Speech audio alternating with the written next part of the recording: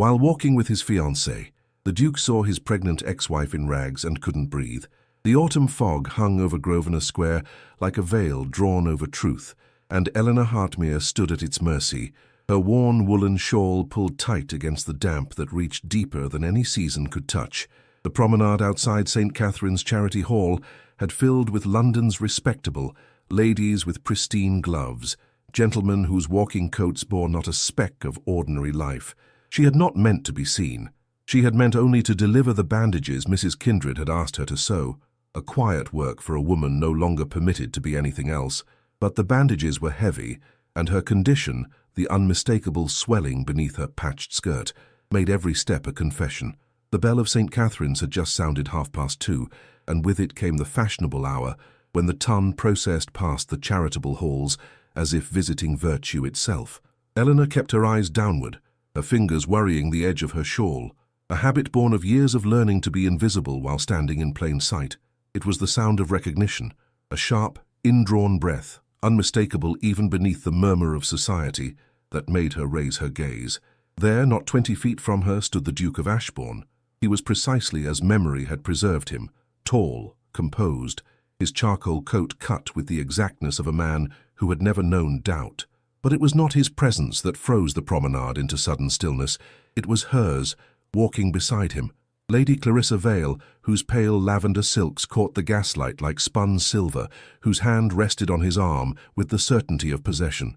She was smiling, that perfect smile that contained nothing but calculation. Behind them the ton had begun to whisper, a sound like wind through winter branches. The Duke's eyes found Elinor's across the crowd. For one eternal moment, there was nothing. No recognition, no denial, only a man confronted with evidence of the life his silence had built. His breath ceased, visibly. She saw his gloved hand tighten on Clarissa's arm, saw the colour drain beneath his collar, saw his mouth form a shape that had no word for it. The pocket watch at his waist seemed to echo in the sudden quiet, as if the entire promenade had held itself suspended. "Your Grace," Lady Clarissa was speaking, her voice a knife wrapped in silk. "The air grows rather chill.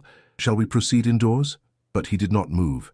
His eyes remained on Elinor, on the worn patch at her shoulder, on the threadbare hem of her skirt, on the way her hand had moved instinctively to shield her belly, and on the letter she had retrieved from her pocket that very morning, the one with his own hands writing upon it, its russet wax seal cracked from being opened and folded and opened again across sleepless nights.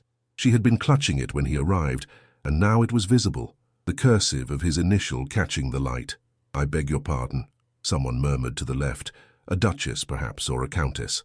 "Is that not the Hartmere woman, the one whose marriage was dissolved?" another voice supplied with the precision of a knife-severing rope. "Some years ago, most irregular. And now," a third voice added, low and thick with scandal, "she finds herself in such circumstances.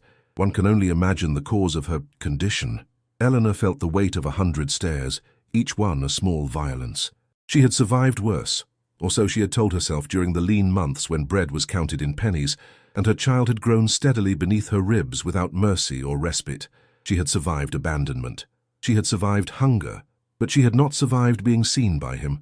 Not like this, not when his future stretched so perfumed and spotless beside him. The Duke's mouth opened as if to speak, then it closed again.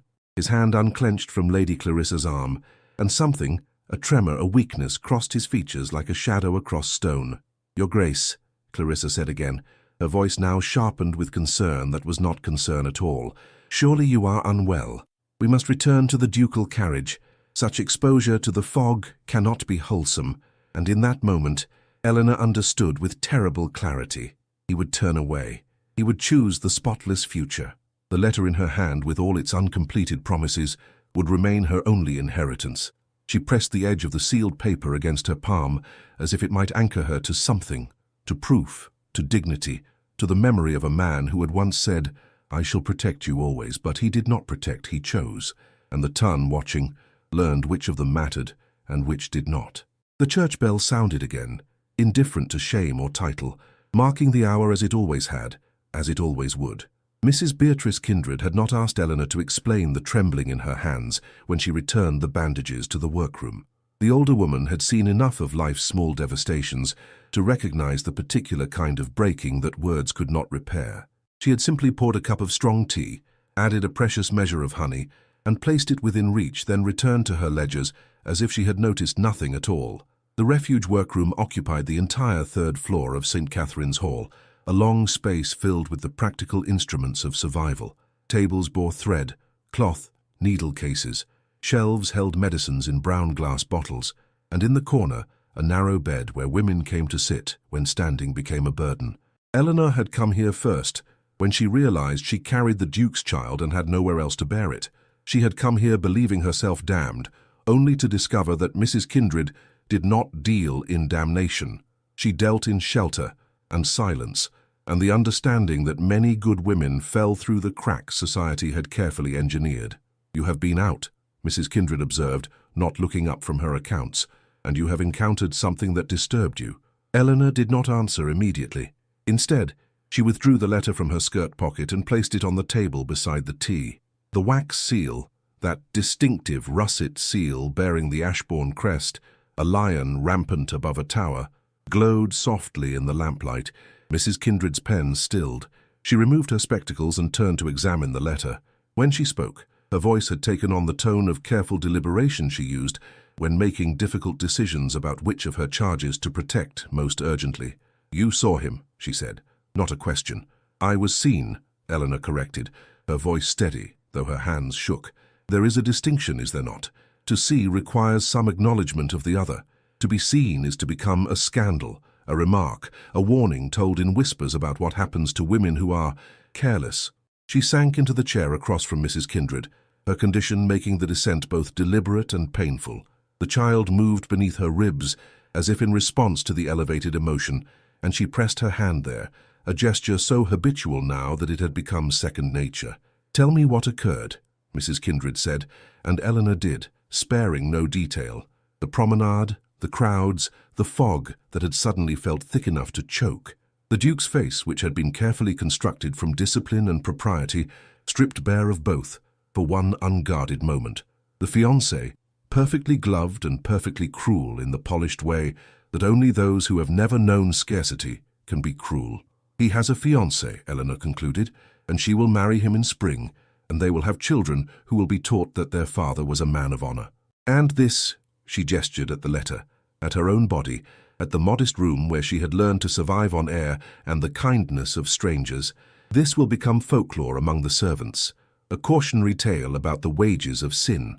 That is the story the ton will tell," Mrs. Kindred agreed, setting aside her spectacles and folding her weathered hands upon the ledger.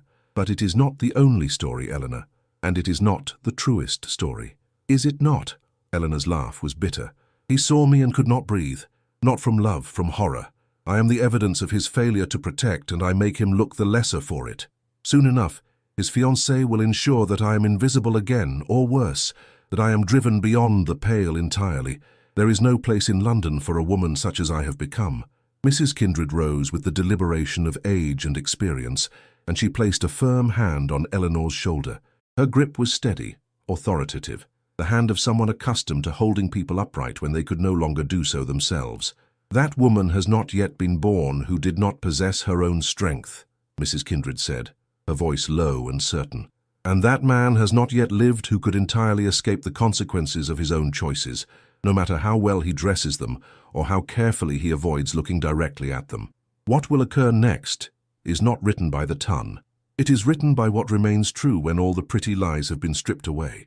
She retrieved the letter and turned it over in her hands, examining it with the methodical care of a woman who had learned to read evidence the way others read books. "This letter," she said softly, "was written with intention. A man does not compose such deliberate prose in haste, nor does he seal it in wax without meaning the act to be final. This is a communication that was never sent.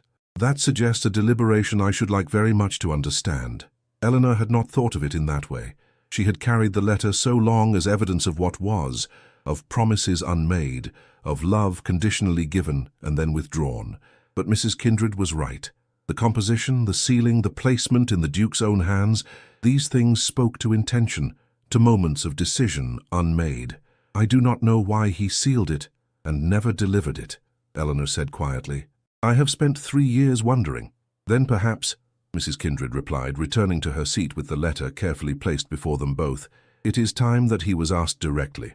And perhaps it is time that this city learned the difference between ruin and resilience, between the broken and the brave. Outside, the church bell tolled the hour, and in the workroom of St. Catherine's Charity Hall, two women sat in a silence that was not empty, but full of the kind of understanding that comes only to those who have learned to see with clear eyes. The Duke did not sleep that night. He had returned to Ashbourne House, had retired to his study, had locked the door against even his valet's knowing discretion, and had paced the Turkish carpet until the patterns blurred beneath his boots. Elinor. After 3 years of careful, deliberate forgetting, the kind of forgetting that required constant, exhausting vigilance, she had simply existed into his line of sight, growing rounder with a child he could not name, wearing poverty like a garment she had not chosen. He withdrew from his desk the copy of the letter he had kept, the only proof that his conscience had survived his choices. It was dated 3 years and 4 months prior, written in the aftermath of the dissolution of their marriage, a union that had been conducted in haste, ended in shame, and preserved in silence by both their families as an unfortunate episode never to be revisited. "My dearest," it began, "if these words reach you, then I have found the courage that has thus far eluded me, but I fear I shall not be brave enough to send them. Fear is a most unhelpful counselor, yet it is the only one I seem to possess in this matter." He had written of guilt. He had written of the pressure brought to bear by his family, by the ton, by the necessity of preserving the Ashbourne name at all costs. He had written, and this was the part that made his current breathing difficult, that he would ensure her security, that he would never permit her to suffer for his cowardice, yet suffer she had. It was written in every worn thread of her clothing, in the trembling way she had held her swollen belly, in the fact that she was still there, still visible, still a reproach to his carefully constructed respectability. Clarissa had not spoken to him since the promenade. Her displeasure was expressed through the perfect temperature of her smile, the precision of her distance, the way her letters to his office had become markedly brief. She had understood at once what the encounter meant, that the past refused to remain buried, that some sins could not be managed away through the proper marriages and the proper utterances. It was the Charity Hall's bell that finally drove him to action. He heard it from his study at 7:30 in the morning, and something in its toll, mournful, insistent, resolved the warring parts of himself into a single terrible certainty. He would see her. He would hear from her own lips what had occurred in the intervening years, and he would, despite every instinct of self-preservation screaming to the contrary, find some way to render the debt that had accrued in blood and silence. The workroom at St. Catherine's was exactly as he had expected, modest, methodical, filled with the unglamorous instruments of actual survival. What he had not expected was Mrs. Beatrice Kindred, who sat at a table as if she had been waiting for him specifically, her iron-grey hair and composed expression suggesting a woman who had long since ceased to be surprised by the follies of nobility. "Your Grace," she said, rising with the courtesy due to rank but not the deference suggested by fear. "You have come to inquire after Miss Hartmere's welfare, I presume." He had not expected to be confronted with her name, spoken aloud and without shame. "I have," he replied, and found that honesty came more easily than he had anticipated. "I fear I was unprepared for our recent encounter, and I am troubled by what I witnessed." Mrs. Kindred studied him with eyes that seemed to catalogue his failings without judgment. "Miss Hartmere is resting this morning. The exposure of yesterday's walk has fatigued her considerably. However, I believe there is a matter of correspondence that requires your attention." She produced the letter, his letter, the one he had sealed 3 years ago with the intention of never sending it. He recognized his own hand on the envelope, recognized the russet wax seal of Ashbourne, but the creases in the paper, the slight water damage at the edges, the careful way it had been preserved, these things spoke of a journey he had never authorized. "Miss Hartmere has carried this with her," Mrs. Kindred explained, her voice level and without accusation. "Since the day of your separation, she has kept it as proof. Proof of what, precisely, I have taken the liberty of inquiring. She replied that it was proof you had once intended to be better than you were." The word struck him like a physical blow. He turned the letter over in his hands, seeing in that simple action the entirety of his failure. That a letter promising protection, sealed with his name and his honor, had been reduced to evidence. Evidence that he had failed to deliver on his own word. "What would she have me do?" he asked quietly, and Mrs. Kindred smiled, not unkindly, but with the satisfaction of someone who has finally extracted honesty from an uncomfortable source. "She would have you acknowledge her," the older woman replied. Not in whispers, not in the privacy of shame, but where she was seen, where she was judged, where the entirety of London knows her name is tied to scandal. She would have you stand beside her and let the world learn the difference between ruin and injustice. Her reputation, he began, but Mrs. Kindred cut him off with a gesture as sharp as any blade. Her reputation, she said coldly, exists only in the mouths of people who have never known hunger. What Miss Hartmere requires is not the protection of reputation. She requires the witness of courage, your courage. He looked at the letter in his hands, at his own damning words, at the promise sealed in wax that had never been delivered. Outside he could hear the workroom stirring, the sound of women moving quietly about their small tasks, women whose lives had been broken by men's silences and sustained by this one woman's refusal to let suffering be final. "When may I see her?" he asked. And in that question everything changed. The small vestibule off the Charity Hall's main corridor was lit by a single oil lamp, its flame casting shadows that seemed to hold their breath. It was here that Mrs. Kindred had elected the meeting should occur, not in the public workroom where other women might hear, and not in any space that carried the weight of official transaction. This was a threshold, a liminal place where past and present might speak without the interference of formality. Elinor stood by the narrow window that overlooked the alley below, her hand pressed against the cold glass. She had known the Duke would come. Mrs. Kindred did not ask questions and receive no answers. She asked them, and received the truth extracted with the precision of a woman who had learned that kindness without honesty was merely cruelty with better manners.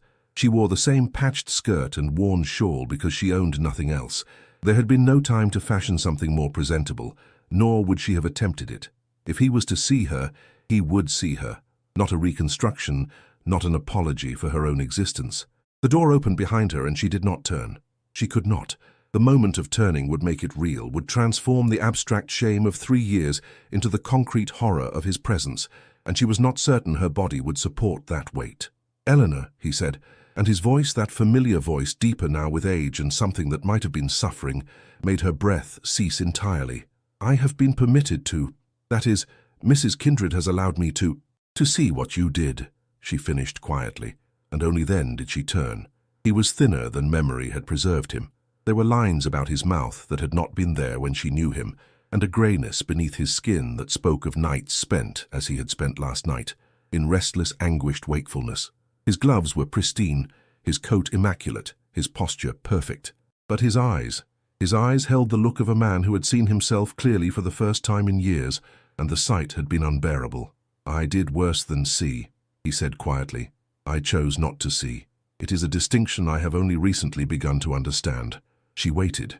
In the lamplight she could see the letter he held, his letter, her evidence, and beside it, another document, this one clearly official, bearing seals of authority. "I have made inquiries," the Duke continued, his voice careful and modulated, as if each word carried weight he was only now learning to measure.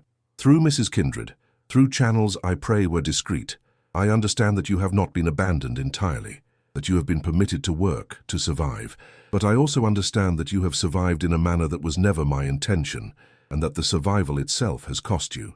"Your intentions," Elinor said, and there was no bitterness in her voice, only a terrible clarity, "were never delivered.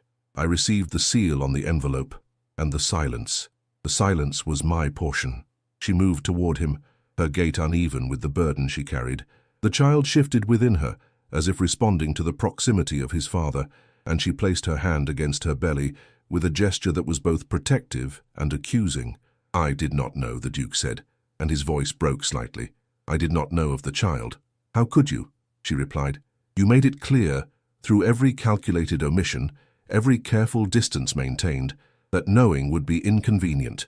The ton required your future to be spotless. A wife cast off in scandal, bearing an illegitimate child, that would complicate the narrative you and your family had constructed, so I ensured the complication remained invisible." He reached for her, not to touch but in gesture as if his hand might bridge the distance between them, and then withdrew it, understanding that comfort from him would be a kind of cruelty. "The child," he said instead. "My child, I presume." "Yes." She said it simply, without accusation, which somehow made it more devastating. "A daughter. She will be born in December, if God permits. I have not yet decided what she will call herself. I did not wish to presume upon your name. and I could not bear to use my father's. The shame would have reached back through time itself. The Duke withdrew the second document from his pocket.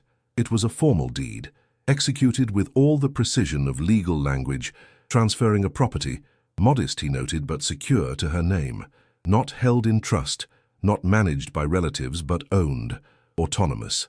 "It is a cottage in Surrey," he said, his voice steady, though his hand trembled slightly.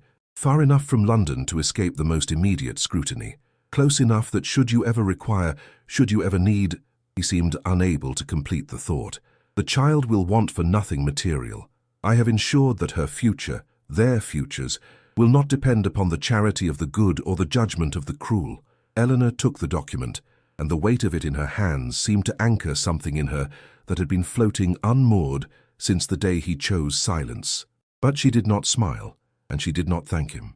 Instead, she placed her own letter, the unsealed, worn, infinitely precious letter, into his hands. "This has cost me 3 years of my life," she said quietly. "Each time I read it, hoping the words might mean something different, each time I found them meaning the same, that you had considered protecting me, and then chosen not to." The Duke's face went very white. He looked at his own handwriting as if it was evidence of a crime, and in the lamplight of that small vestibule, the letter seemed to glow with accusation. "I should have sent it," he said, and the words came out as a confession, barely above a whisper. "I should have damned the consequences." "Yes," Elinor replied, "you should have, but you did not, and now we both must live with what that silence has built." Outside, the church bell tolled, and in its sound was something like judgment, something like mercy, something like a reckoning that had only just begun. The drawing rooms of Mayfair had never been more efficient instruments of social warfare. Word of the Duke's departure from his office at an unusual hour, unusual enough to merit comment, had spread through the galleries and morning rooms with the speed of contagion. By the time Lady Clarissa Vale had received 3 separate callers, each bearing slightly different versions of the same rumour, she had constructed a narrative that served her interests precisely. The Duke had been seen entering the charity hall, not merely passing it, but entering, and whilst her spies could not confirm exactly which chamber he had entered, or for how long, the mere fact of his presence in such a place, a refuge for fallen women no less, was enough to set the machinery of propriety into its destructive motion. She sat in her drawing-room, pale lavender tea cooling before her, and smiled at her guest, the Countess of Pemberton, a woman of considerable influence and absolutely no discretion. Around them, the careful decor of Upper Mayfair bore witness, the Sèvres porcelain, the gilt mirrors, the flower arrangements that cost more than the annual rent of a modest household. "I confess myself most puzzled by His Grace's recent charitable interests," Clarissa said, allowing the faintest tremor of concern to colour her voice. "Surely the Ashbourne name need not involve itself in such delicate matters." The Countess leaned forward with the eagerness of a woman who has been handed the key to a particularly fruitful scandal. "My dear, it is said the woman in question is a former acquaintance of a most personal nature," the Countess whispered, her eyes bright with malicious glee. "And she finds herself, shall we say, in straitened circumstances.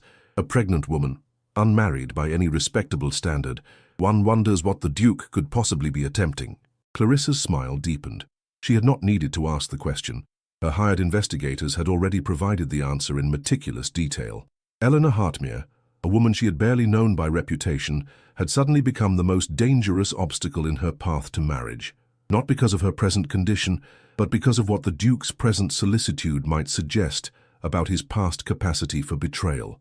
"I find myself most concerned," Clarissa continued, with the precision of a surgeon wielding a blade, "about His Grace's welfare. Surely such associations must be causing him considerable distress. A man of his position, his standing, to be entangled, however remotely, in such a situation." She allowed the implication to hang in the air like a poisoned flower. The Countess, who had come to confirm the scandal, left with a burden far heavier, the burden of understanding that the Duke's reputation might be more seriously compromised than she had imagined. By evening, the story had evolved. The Duke was being manipulated by a former mistress. The Duke was being blackmailed. The Duke was being tested by a woman intent on securing his fortune or his name or both. Each retelling stripped away context and added embellishment until the truth had been buried beneath so many layers of invention that no one could excavate it. At Ashbourne House, the Duke received his intended with perfect courtesy and no affection whatsoever. She arrived in her carriage, dressed in pale pink silk that conveyed innocence and breeding in equal measure, and she carried with her the burden of 5 separate rumours, each more damaging than the last. "My dear Alistair," she began, taking his hand in a gesture that was precisely calculated to convey both concern and possession, "I have heard the most distressing reports about your activities this afternoon. I felt it my duty as your future wife to inquire into the truth of them, rather than permit gossip to flourish unchecked." He did not withdraw his hand, but neither did he warm to the contact. "The reports are presumably accurate," he said quietly. "I have paid a visit to the charity hall in connection with matters that concern me personally." "Personal matters," Clarissa repeated, her voice a picture of gentle confusion. "Surely there is nothing so personal that it need involve your fiancé in doubt. I confess myself most troubled by the very idea that there are aspects of your life that remain undisclosed." It was a masterstroke of manipulation, and he recognized it as such. She was not accusing him, not directly. Instead, she was expressing concern for his well-being, whilst simultaneously suggesting that his lack of transparency was itself a kind of infidelity, a failure of trust. "There are matters in my past," he said, choosing his words with care, "that have recently resurfaced. They are not matters of which I am proud, nor matters I had intended to revisit. However, they have demanded my attention, and I cannot in good conscience ignore them." "Matters of honour?" Clarissa asked, and the words were delivered with such perfect innocence that her cruelty became invisible. "I trust they are matters of honour, and not matters of the sort that might compromise your standing." He looked at her, truly looked at her. For perhaps the first time since he had proposed marriage, he saw a woman crafted entirely from convention, a woman whose greatest fear was not dishonesty, but exposure, not immorality, but scandal. And he understood, with the clarity of terrible recognition, that he had been on the verge of marrying precisely the kind of woman who would have applauded his silence about Elinor. "I find myself uncertain," he said slowly, "whether our marriage should proceed as planned." Clarissa's composure fractured, though only for an instant. "Your Grace, surely you are not suggesting—" "I am suggesting nothing," he interrupted gently. "I am confessing that I am uncertain, and a woman of your propriety deserves a man who is certain. I fear I can no longer offer you certainty." She rose with the rigidity of a woman who has been struck and must maintain her bearing. "Then I shall await your decision," she said coldly. "Though I confess I find your hesitation most indelicate. The season has already begun its speculation. A withdrawal at this juncture would reflect most unfavourably upon both our houses." When she had gone, the Duke sat alone in his study. His letter from Elinor opened before him on the desk, and understood that the true reckoning had only just begun. The Tun would not permit him to simply reclaim a woman he had discarded. They would demand explanation, justification, some kind of public absolution that he was not certain he deserved. But perhaps, he thought, that was precisely the point. Perhaps what Elinor required was not his certainty, but his willingness to be uncertain in public, to stand beside her in the full light of society's judgment, and dare the world to call it anything but courage. December arrived with unexpected gentleness. The snow that fell on London came in soft flakes rather than the bitter assault that often characterized the season, and the gas lamps of the streets caught the light and transformed it into something resembling hope. It was in this unusual grace that Elinor's labour began, not with the violent suffering she had been promised by older women who whispered warnings, but with a slow, steady insistence that her body knew precisely what was required of it. Mrs.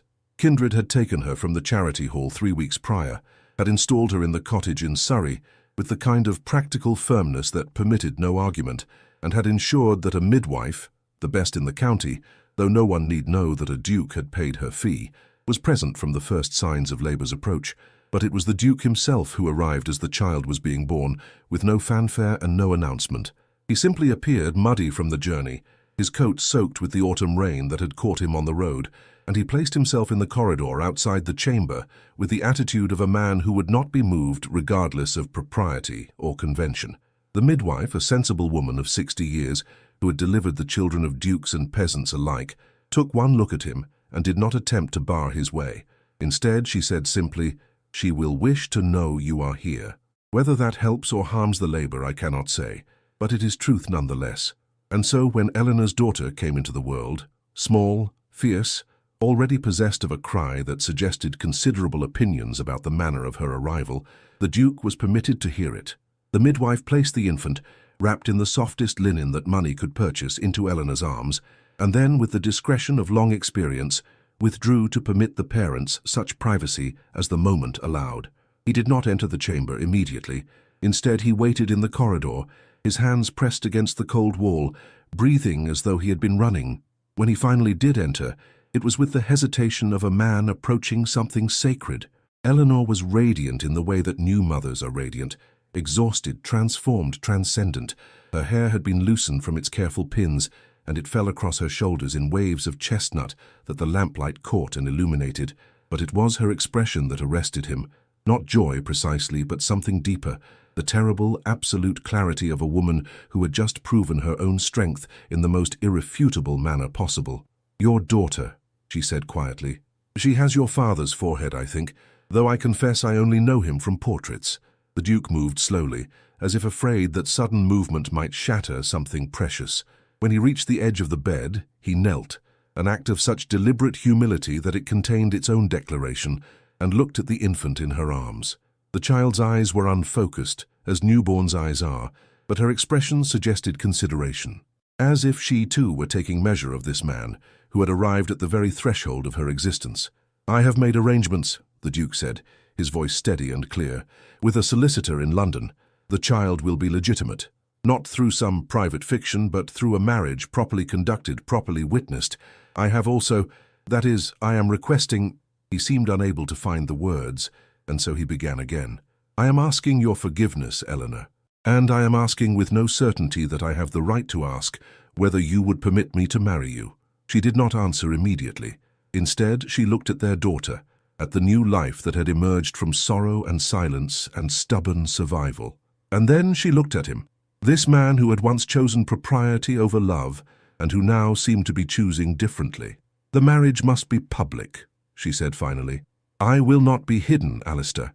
I will not be tucked away in some country estate, whilst you maintain your respectability in London. I will not permit our daughter to grow up uncertain of her own legitimacy. The Ton has seen me in rags and judged me accordingly. Let them see me as your wife, and let them learn to accommodate what they have deemed unaccommodatable." "Yes," he said simply. "Yes, whatever you require, wherever you require it." "And the letter," she continued, her voice carrying the weight of 3 years of stored hurt. "The letter that was sealed and never sent. I require that you read it aloud, in public, before whatever witnesses we gather. I require that London understand what promises were made and broken, and what promises at last are being kept." He nodded, understanding that this was not cruelty, but necessity, that she required not forgiveness, but acknowledgement, not erasure, but witness. Outside, the church bell tolled, and in the cottage in Surrey a new family, imperfect, hard-won, precious beyond measure, began the fragile work of becoming real.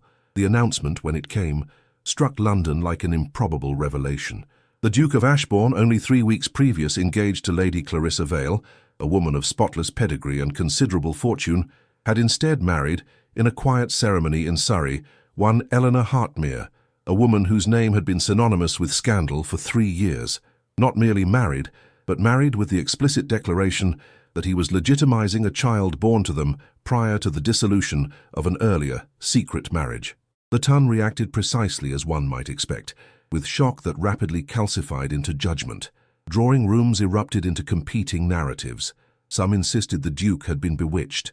Others suggested he had fathered the child in a moment of weakness years previous and had only now been forced, through blackmail certainly, or perhaps through the intervention of conscience, which amounted to much the same thing, to acknowledge his obligation.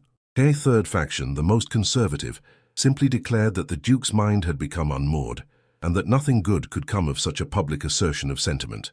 What no one had anticipated was that the Duke intended the marriage to be precisely as public as possible. The wedding was to be a grand affair, he declared through his solicitors, to be held at St. Catherine's Chapel, with invitations extended to every person of consequence in London.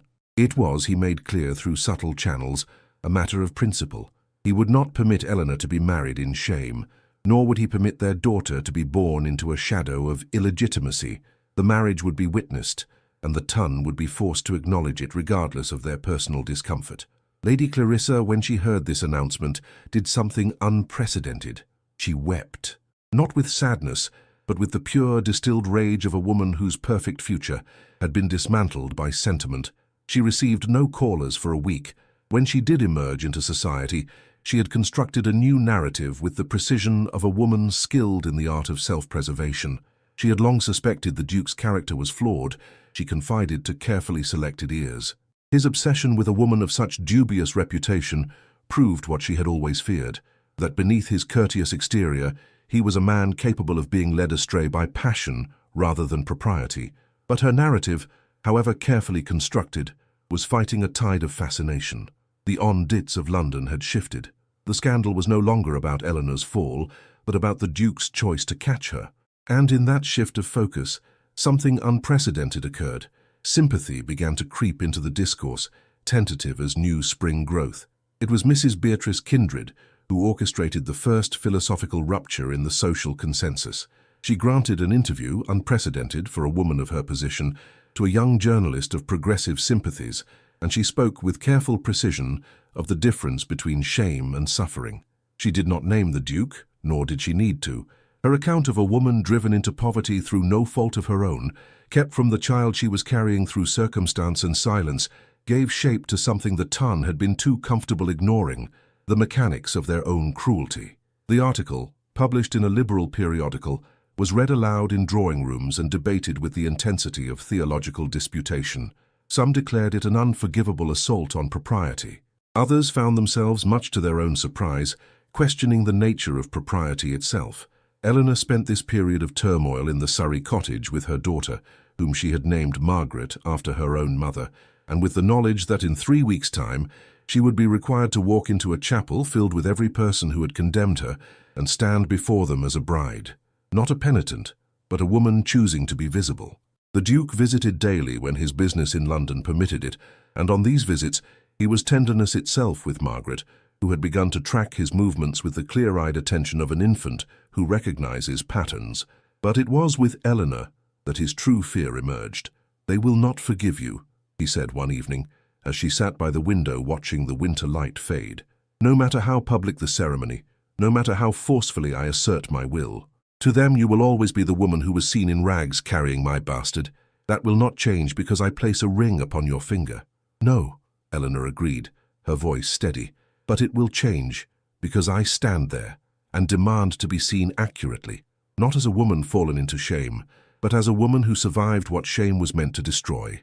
There is a difference, Alistair, between permitting others to diminish you and choosing your own truth in the face of their diminishment."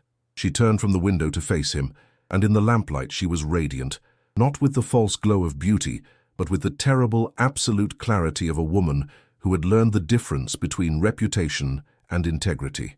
"I will stand in that chapel," she continued, "in whatever dress you provide, with our daughter in the care of Mrs. Kindred nearby, and I will marry you not because the Ton permits it, but because I choose it. And if they cannot accommodate that choice, that is their failing, not mine." He came to her then and took her hand, this small gesture that contained volumes of apology, of gratitude, of a love that had taken 3 years of suffering to articulate properly. "I'm grateful," he said quietly, "that your strength exceeds my weakness by such a margin." "You are learning," she replied with the faintest smile, "to be strong in a different fashion. That will suffice." Outside, the church bell tolled the hour, and in the cottage 2 people sat in the kind of silence that is not empty, but full of understanding earned through pain and purchased with the currency of truth. The morning of the wedding dawned with the kind of winter clarity that made everything visible: the frost on every window, the bare branches of London's trees rendered in precise detail against the pale sky, the city itself stripped of pretense.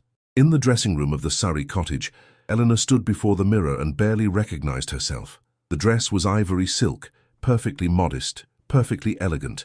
Nothing that might suggest the woman wearing it had been anything other than what she now appeared to be.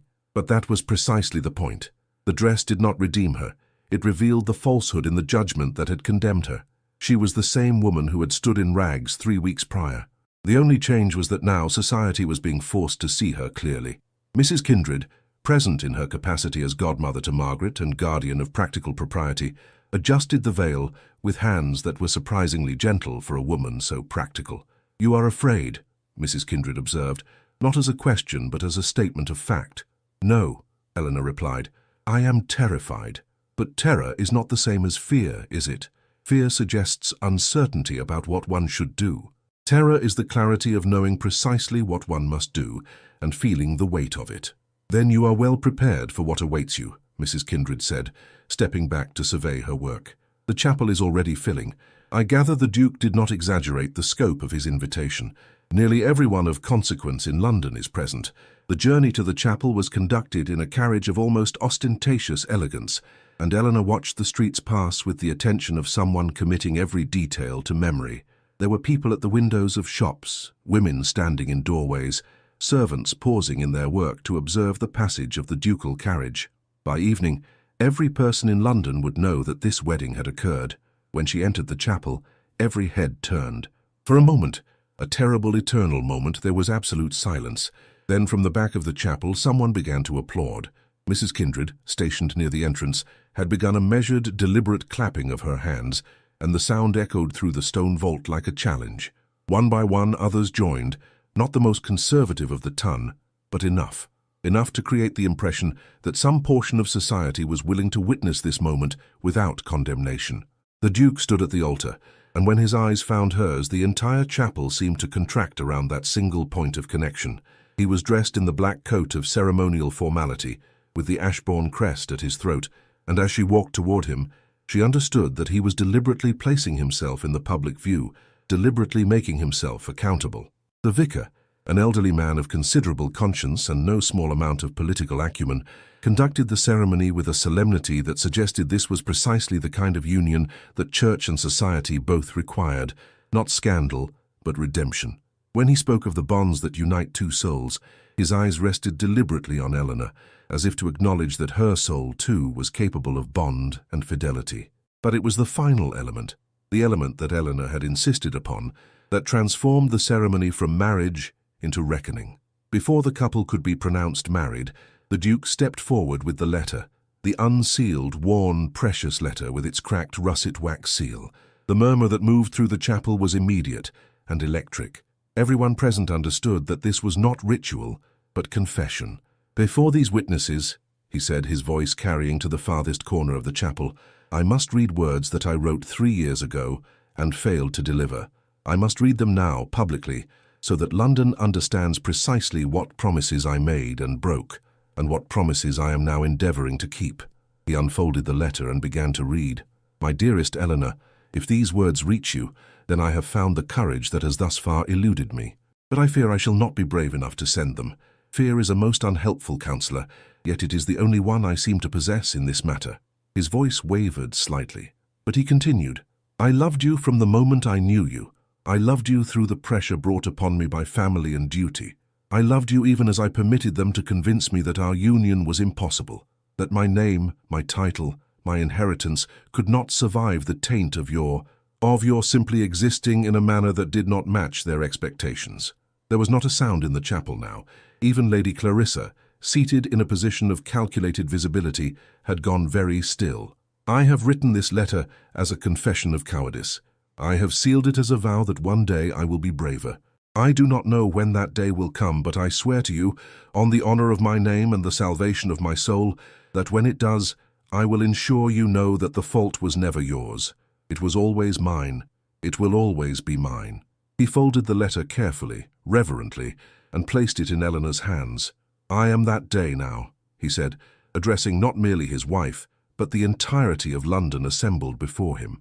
I am choosing her, not in private, not in the margins, but here before God and before all of you. I choose her, I choose truth, I choose love over the comfort of pretense. The silence that followed was immense.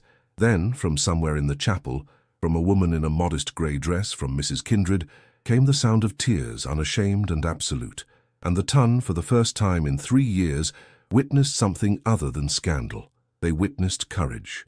They witnessed a man choosing to be diminished by love rather than exalted by silence.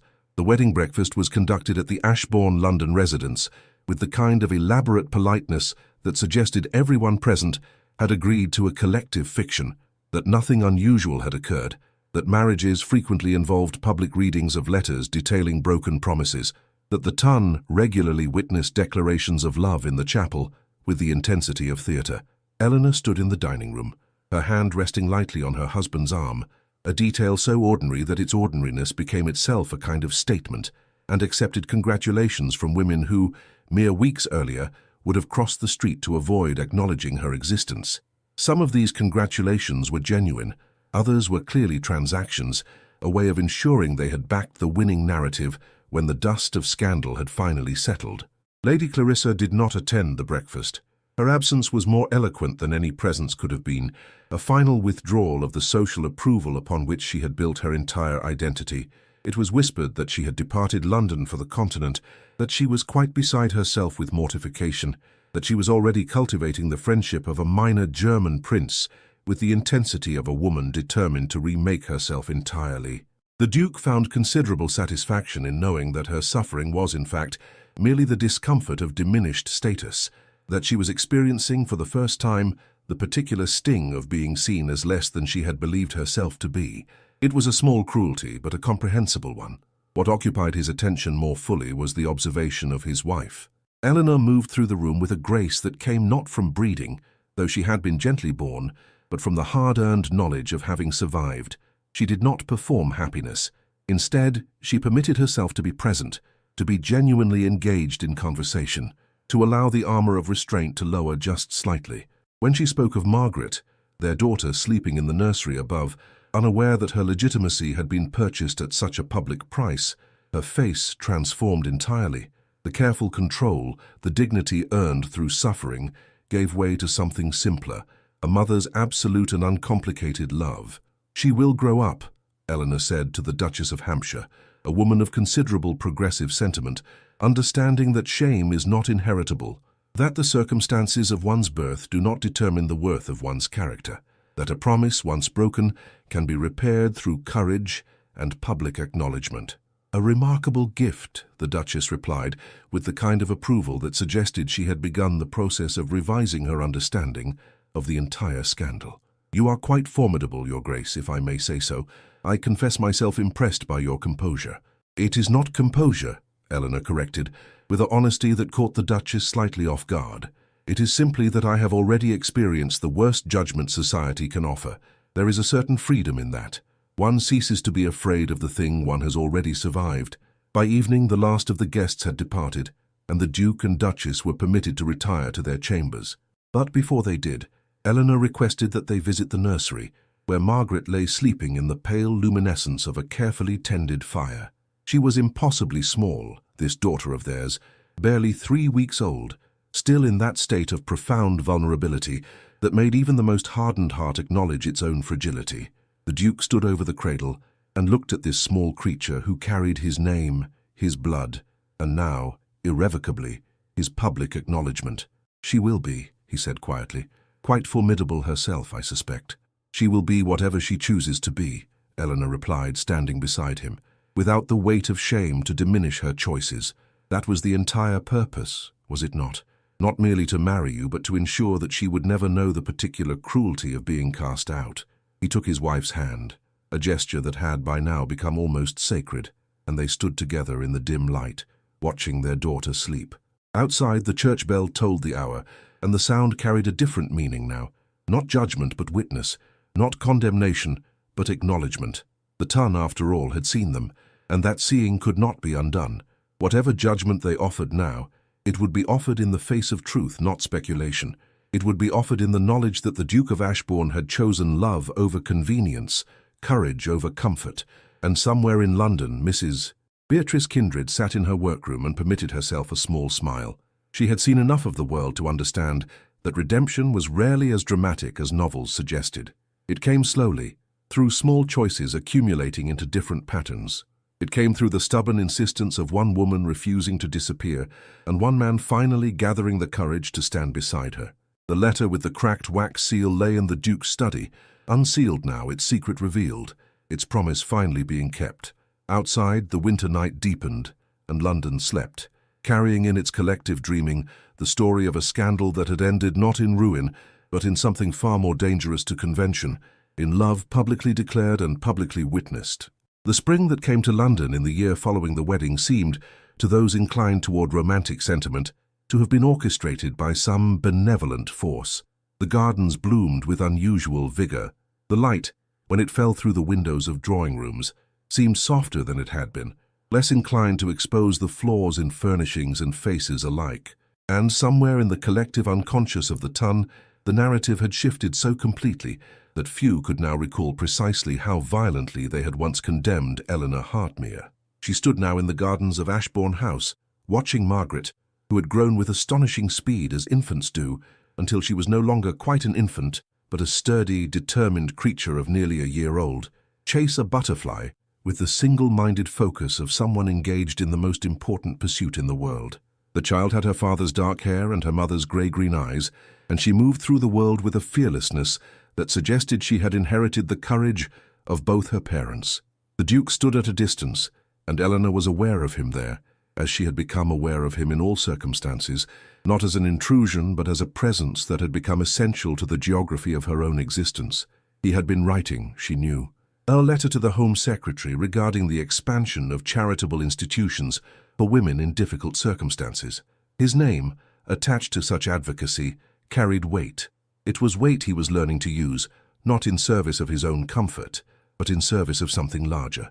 "Your Grace," her lady's maid approached with the careful discretion of one who had learned to interrupt gently, "there is a visitor, a Mrs. Vale." The name created a small shock, not of fear, but of surprise. Elinor had not heard from Clarissa since the wedding. The woman had, as rumour suggested, departed for the continent, and any expectation that she might return had long since faded into the background of ordinary life. She found Lady Clarissa in the drawing-room, and the change in the woman was immediately apparent. She was thinner, and there was a brittleness to her composure that had not been present before. But more than that, there was something that might have been humility, that rarest of qualities in a woman of her station. "I have come," Clarissa began without preamble, "because I find myself unable to continue in the fiction that has become my life, the fiction of my importance, the fiction of my virtue, the fiction that my rejection of you was anything other than the consequence of my own cowardice." Elinor gestured for her to sit, and there was in the gesture not the warmth of friendship, but the courtesy of one woman to another who had begun a difficult confession.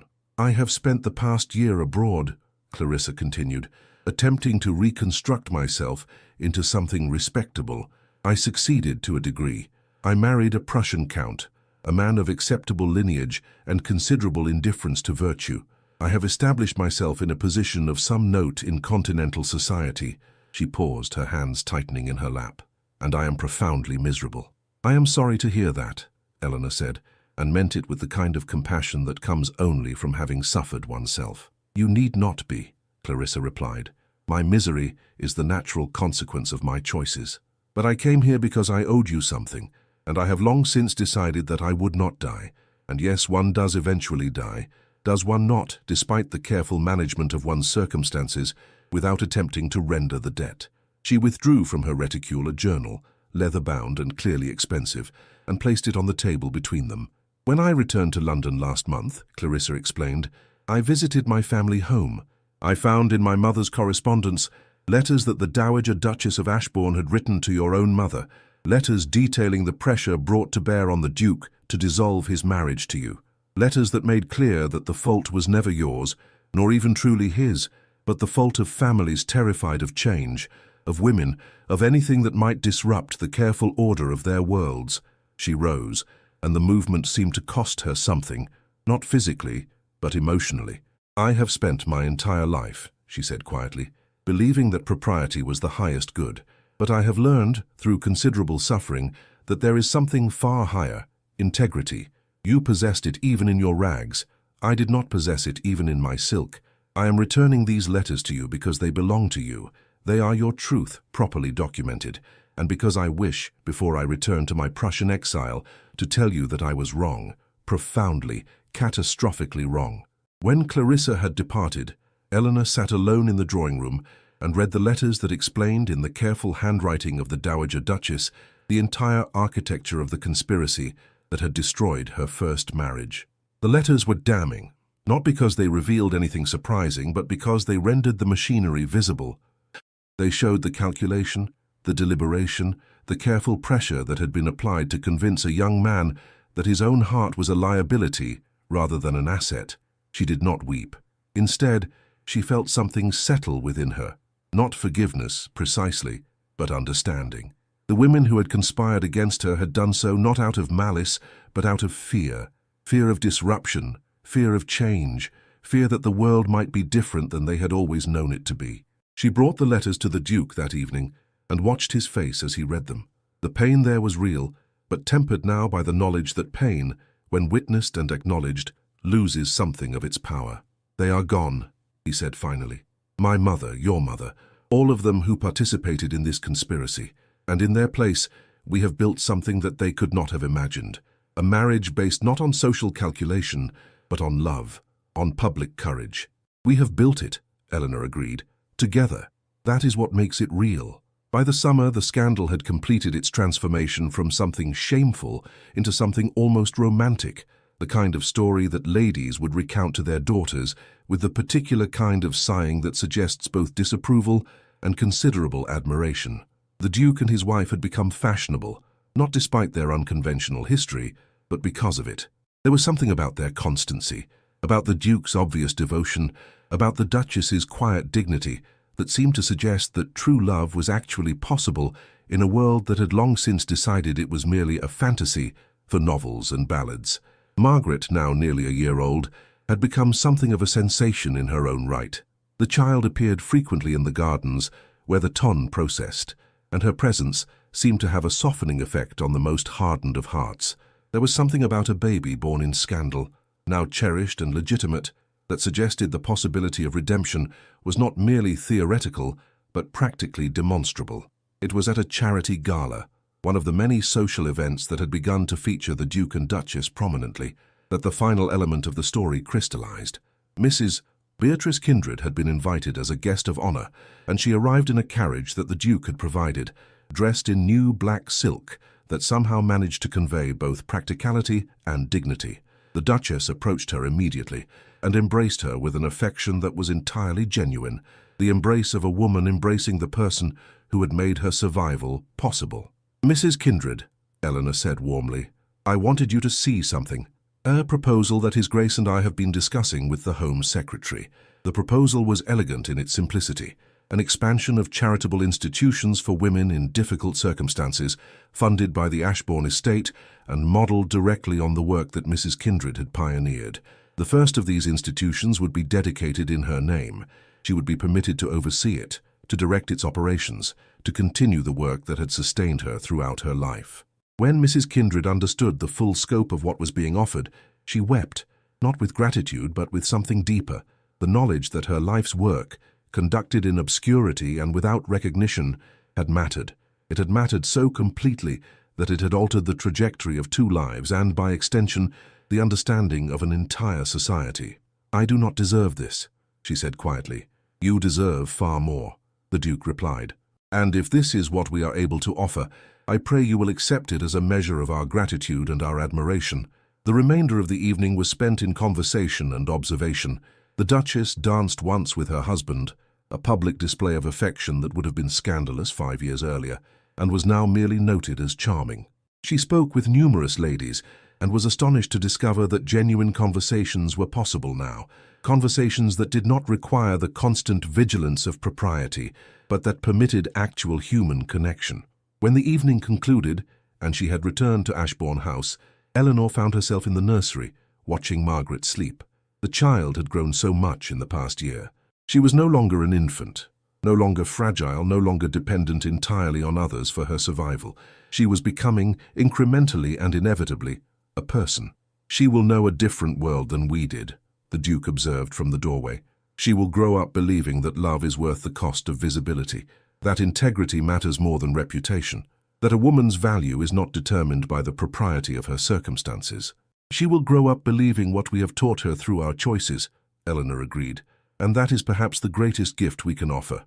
He came to her then and took her hand, this gesture that had, over the course of the past year, become as natural as breathing. And together they stood in the dim light of the nursery, watching their daughter sleep, understanding that they had not merely survived a scandal. They had transformed it, through courage and love and the stubborn refusal to accept the narrative that society had attempted to write for them. Outside, the church bell tolled the hour, and somewhere in London, another woman in difficult circumstances was arriving at Mrs. Kindred's refuge, would be fed and sheltered, and treated with the dignity that the world had denied her. And that woman, in turn, would tell her story to another woman, and that woman to another, until a chain of rescue and compassion had been woven so completely into the fabric of society that no one could remember when it had not been there. The scandal had ended. The marriage remained. 5 years had passed since the day Elinor Hartmere had stood in the fog outside St. Catherine's Charity Hall, worn and carrying a child that the world had deemed evidence of her shame. 5 years that had transformed not merely her life, but the collective consciousness of London itself. The Ton, which had such a remarkable capacity for cruelty when circumstances permitted, had proved equally capable of grace when confronted with evidence that grace was not only possible, but necessary. The Ashbourne Gardens in late spring had become something of a legendary setting. It was here that the Duke and Duchess held their gatherings, not the rigidly formal affairs that characterized most of noble society, but occasions that permitted genuine connection, laughter that was not calculated, conversations that did not require constant surveillance for impropriety. There were still those who refused to attend, who considered the ducal household somehow compromised, but they were increasingly rare. Society, for all its resistance to change, was nonetheless capable of evolution. Margaret, who had just turned 5, was the heart of these gatherings. The child had inherited her father's bearing and her mother's luminous clarity, and she moved through the world with the absolute certainty of a person who had never, for a single moment, doubted her own legitimacy. She played with the children of the most conservative families, and in her presence those children seemed to forget briefly the careful hierarchy that their parents had been at such pains to establish. On this particular afternoon, as the sun descended toward the western horizon and cast everything in shades of amber and gold, Elinor sat beneath the ancient oak that dominated the garden's center, watching her daughter dance in the last light of day.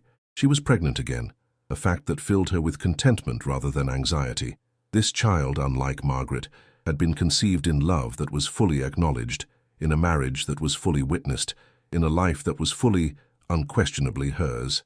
The Duke approached and seated himself beside her, a liberty that would have been unthinkable in formal society, but was entirely natural here, in the space they had carved out for themselves. "I received a letter from the Home Secretary this morning," he said quietly. "The legislation we proposed, the expansion of charitable institutions, has passed. It will be law by autumn." Elinor squeezed his hand, understanding that this represented far more than legislative success. It represented the validation of everything they had fought for, the practical transformation of their personal struggle into something that would benefit thousands of women who would never know their names. "And Mrs. Kindred," she asked, "thriving, absolutely thriving. The refuge bearing her name has already begun work in 3 cities. She is quite formidable in her management of it. I had no idea when we married you to me that we were simultaneously rescuing myself." "You were not rescued," Elinor said firmly. "You rescued yourself by choosing to be honest. I merely held up the mirror." Margaret came running then, breathless and flushed with the exertion of play, and she climbed into her father's lap with the unself-conscious trust of a child who had never known fear. The Duke held her easily, and Elinor watched them. This man and this child who had been his salvation and his redemption, and felt something settle within her. The scar had not disappeared. 5 years of happiness and legitimacy and public acknowledgement had not erased the memory of hunger, of humiliation, of the particular terror of standing at the margins of society. But the scar had become something else. It had become a testament, evidence not of weakness but of endurance, not of shame but of the capacity to survive what was meant to destroy you. "Tell us the story," Margaret demanded, with the imperious tone of childhood. "Tell us the story of when you saw Mama in the rain." The Duke looked at Elinor and she nodded, a gesture of permission and trust that said, "Yes, tell her. Tell her the truth. Let her know that even broken things can be mended, that even lost people can be found, that even the deepest shame can be transformed into the foundation of something beautiful." "Once upon a time," the Duke began, and his voice carried the particular cadence of a man speaking to a beloved child, "there was a very foolish Duke who made a promise and broke it. He told himself that he had done so for good reasons, for propriety, for duty, for the preservation of his family's name. But the truth was that he had done so out of cowardice." Margaret listened with the attention of a child who understands, somehow, that this story is about her very existence. This foolish duke walked through London, careful and respectable and utterly empty, and then one day he saw someone he had loved, someone he had abandoned, standing in the rain in rags and carrying a child, and he could not breathe, not because of shame, though he had every right to feel shame, but because he understood in that moment that some promises cannot be broken without breaking yourself. Elinor watched her daughter's face as her father spoke and saw the moment of understanding dawn, the moment when a child grasped something fundamental about the nature of love and consequence. "What happened then?" Margaret asked, though she had heard this story many times before and would doubtless ask to hear it many times more. "Then," the Duke continued, "the Duke did something very brave. He stood up in public in front of everyone who had judged the woman he loved, and he told the truth. He read his own letter, the letter he had written and never sent, and he asked her to marry him, not in secret, not in shame, but before witnesses, before the entire world." "And did she say yes?" Margaret's eyes were wide with the intensity of hope. "She said yes," Elinor confirmed softly, "because she understood that sometimes love requires us to be visible. Sometimes the greatest strength we can offer is simply to stand unflinching in the light." As the sun descended further, casting the garden in shades of deepening purple and indigo, the three of them sat together beneath the ancient oak. And in that moment, in the presence of a child born from shame and transformed into something beautiful, in the presence of a marriage that had required a man to choose love over comfort, in the presence of all the small, quiet victories that constitute a life lived with integrity, the scandal was not forgotten, but it was finally, completely transformed. The church bell tolled in the distance, and it no longer sounded like judgment. It sounded like benediction. It sounded like the sound of the world, incrementally and inevitably, learning to be kinder. Elinor rested her hand on her belly, feeling the flutter of new life, and understood that this child, too, would be born into a different world than the one she herself had inhabited. A world slightly more just, slightly more compassionate, slightly more willing to see women not as objects of scandal or sources of shame, but as human beings worthy of dignity, love, and the chance to write their own stories. The scandal had ended, but what had emerged from it? The love, the courage, the transformation of a man and a woman and an entire society, that would endure. That would ripple forward through generations. That would become the foundation upon which a new, kinder world might be built. And in the Ashbourne Gardens, as evening deepened into night, a family sat together in the gathering darkness, holding one another close, understanding that they had not merely survived, they had transcended. They had taken what was meant to destroy them and transformed it into the very thing that would save them, again and again, for all the days of their lives. In the vast tapestry of human experience, there exists a truth so profound that it remains obscured by the very systems meant to protect us from it. Shame is never the inheritance of the fallen, but always the revelation of the system that condemns them. This story, the story of a duke who chose visibility over reputation, of a woman who demanded dignity over mercy, of a society that learned, incrementally and with great difficulty, that judgment and justice are not the same thing, teaches us something essential about the nature of love and redemption. We are taught from our earliest moments of consciousness that respectability is armor, that propriety is protection, that the maintenance of our social standing is the highest good to which we might aspire. And indeed, these things offer a kind of safety, but only to those for whom the system has already determined success. For those who find themselves outside the carefully constructed borders of acceptability, these protections become weapons. They become the instruments of an execution conducted in whispers and sidelong glances. Elinor Hartmere committed no moral transgression. Her only sin was loving a man in a time and place where a woman's love was permitted only when it served the interests of property and lineage. Her only crime was becoming pregnant, the visible evidence of a love that was supposed to remain invisible and controllable. And for this, for loving and for her body's honest response to that love, she was cast into poverty and shame, whilst the man who had participated equally in her transgression was permitted to continue his life unmarred by consequence. The scandal was not that a duke had fathered a child outside of wedlock. The scandal was that he had possessed the power to escape accountability whilst she had not. The scandal was systemic. It was structural. It was the daily machinery of a society that had constructed itself entirely around the diminishment and control of women. Yet in the midst of this machinery, there occurred something radical. A man chose to break the machine. He did not do so because he suddenly became good. He had always possessed the capacity for goodness. He did so because he was confronted with the consequences of his silence, and because he possessed the courage to choose truth over comfort. And this is the real moral of the story. Redemption is not granted by society, nor is it purchased through the performance of penitence. It is earned through the willingness to be publicly, visibly, irrevocably changed. The Duke did not redeem himself by secretly providing for Elinor's comfort. Thousands of men have engaged in precisely this arrangement, providing financial support for women they had wronged, feeling themselves absolved by the privacy of their charity.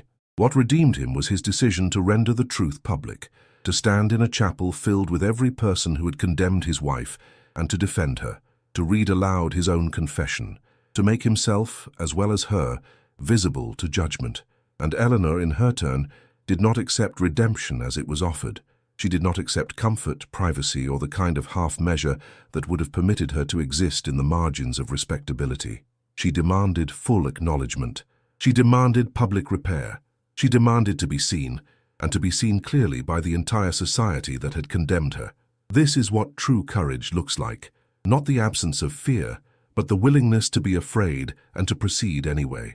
Not the confidence of certainty, but the integrity of commitment to truth even when truth costs everything. We live in a time when the mechanisms of shame remain as powerful as they have ever been, though the objects of shame have shifted and evolved. Still, there are those who find themselves outside the carefully constructed boundaries of acceptability. Still, there are those who are condemned for the simple fact of their existence, their bodies, their choices. Still, there is a machinery of judgment that grinds forward, indifferent to the actual humanity of those it destroys.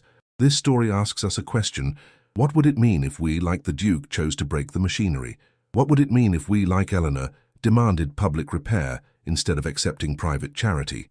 What would it mean if we collectively understood that shame is never the inheritance of the fallen, but always the revelation of a system that must be fundamentally transformed? The answer is this: it would mean that the world could be different.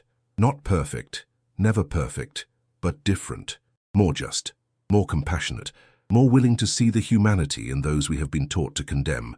Dear beloved listeners, the story of the Duke and Duchess of Ashbourne is, at its heart, a story about the radical power of choosing love and truth in the face of a world that demands propriety and silence. It is a story that asks each of us, what would we be willing to sacrifice in order to stand beside someone society has condemned? What courage do we possess, and what are we willing to do with it? We invite you to join our growing community of listeners who believe that stories matter, that the tales we tell ourselves shape the world we inhabit, that redemption is possible, but only when we have the courage to pursue it publicly, visibly, and with complete honesty. Please subscribe to the Victorian Romance Audio Stories channel to ensure you never miss a new story of courage, love, and the triumph of integrity over reputation.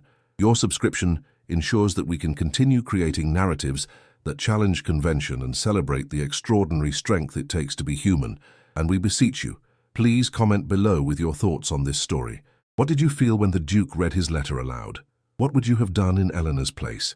Did this story change how you understand shame, redemption, and the power of public courage? Your comments become part of the ongoing conversation about what these stories mean and how they might inspire us to live differently.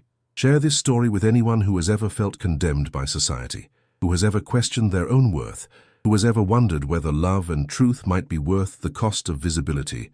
Your voice, your engagement, your willingness to participate in this community transforms us from speakers into a conversation, and conversations, we believe, are where real change begins. Thank you for opening your heart to this story. Thank you for bearing witness to Elinor and Alistair's journey.